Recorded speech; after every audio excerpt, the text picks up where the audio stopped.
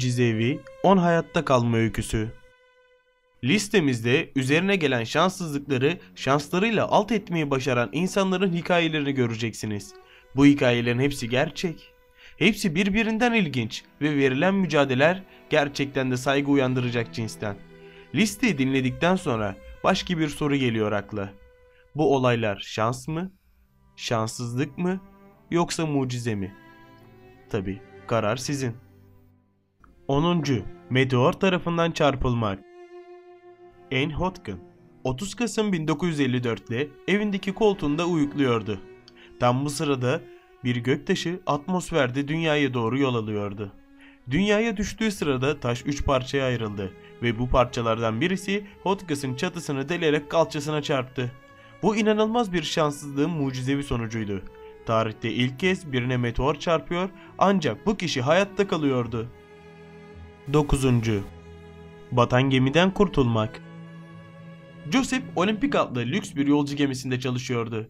Kurtulma öyküsü de onun için tam burada başlıyor ama bitmiyordu. 20 Eylül 1911'de Olimpik İngiliz donanmasına ait bir savaş gemisiyle çarpıştı. Kazada Joseph yaralanmadı.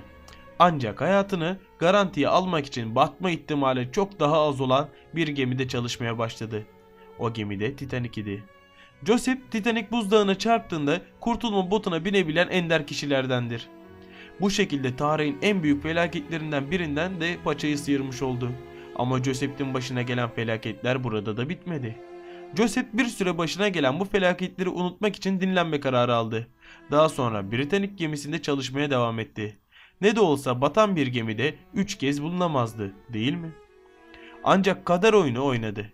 Ve Britannic gemisi de deniz mayınının üzerinden geçerek battı. Şanslı Joseph bu olaydan da kurtulmuştu. Joseph'in kaderi onu bu olayın üzerinden tam 40 sene geçtikten sonra evinde yakaladı. Joseph kalp krizinden öldü. 8. Taşra'da 3 ay. Rick Mack 2006 yılında arabasını aldığı bir otostopçu tarafından uyuşturulmuş ve ölüme terk edilmişti. Rick Mack'i olayın üzerinden 10 hafta sonra bulan kişi ise Avustralya'da çiftliği bulunan Mark Clifford idi. Karşısında yürüyen bir iskelet gören Clifford olayın aslını öğrenince daha da şaşırmıştı. Çünkü yaklaşık 10 haftadır hayat mücadelesi veren bu adam baraj kenarında sülük, kurbağa ve çekirge yiyerek hayatta kalmayı başarmıştı. 7. Uçağın düşmesi ve üstüne bir de donma tehlikesi atlatmak. Panama'da 3 kişiye mezar olan ve uçaktan canlı çıkan tek kişi 13 yaşındaki İngiliz Francesca Lewis hayatını üzerine düşen valize borçlu. Genç kızı üzerine düşen valiz ve içindekiler sayesinde soğukta donmadan 2,5 gün kurtarma ekiplerini bekleyebildi. Mucize diye buna denir. 3000 metreden düşmek. Paul Lewis macera tutkunuydu ve o günlerde daha öncelerdeki gibi paraşütle atlama denemesi yapacaktı. Ama bu kez beklenmedik bir şey oldu. İngiltere'nin Shropshire kasabasında 3000 metre yükseklikten paraşütle atlayan 40 yaşındaki Paul Lewis yere çakıldı. Ancak şanslı adam uçak hangarının çatısına düştü.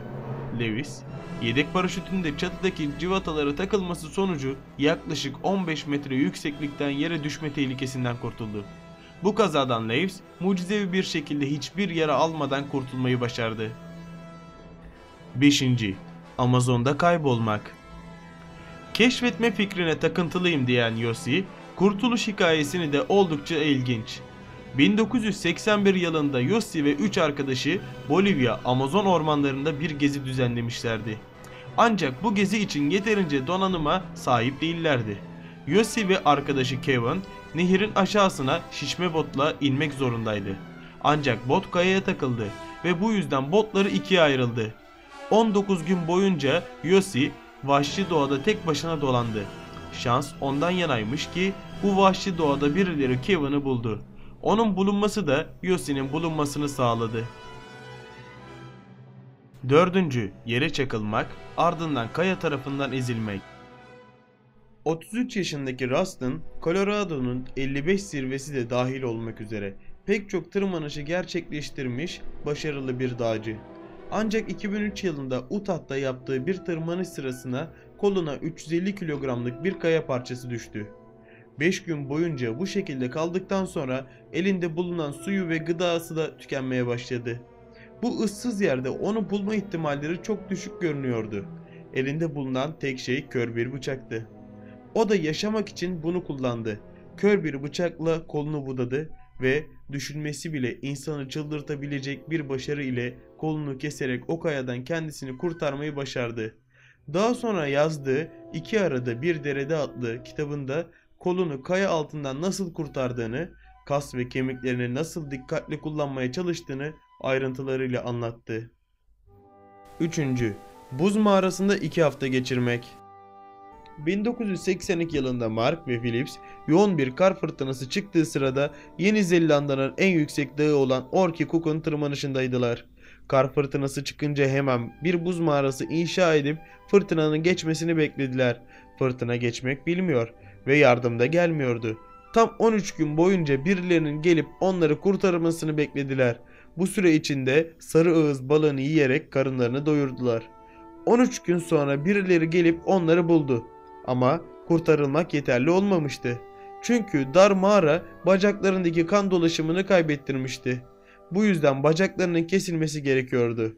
Bacaklarını kaybettikten sonra bile Mark ve Phillips dağcılığı bırakmadılar.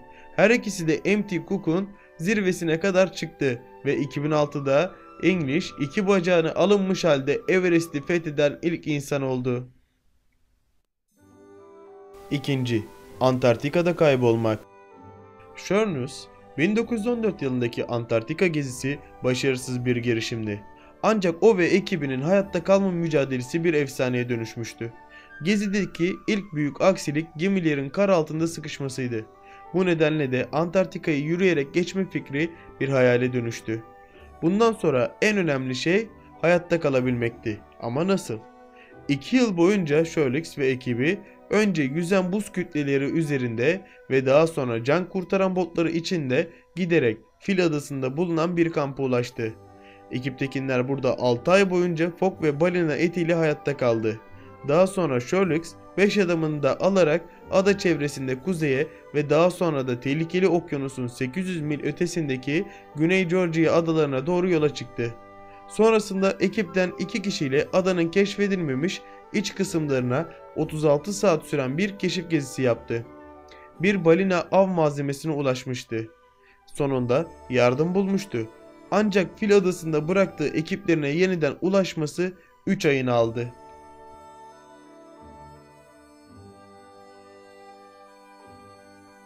1.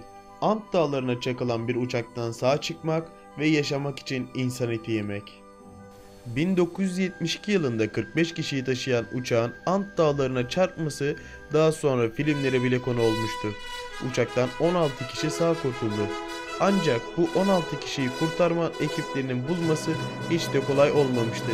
Kazadan sağ olarak kurtulan Nando yaptığı açıklamalara göre kazazedeler günler geçtikçe kendilerini zor bir kararın aşamasında buldular. Ya ölen kişilerin etlerini yiyecekler ya da açlıktan öleceklerdi. Yaşamak için ölen kişilerin etlerini yiyen kazazedeler 72 gün boyunca bu şekilde yaşadılar. Daha sonra Nando bir arkadaşıyla birlikte çoraplarının içine insan etleri yerleştirerek 10 gün boyunca yürüyerek yardım bulmayı başardılar.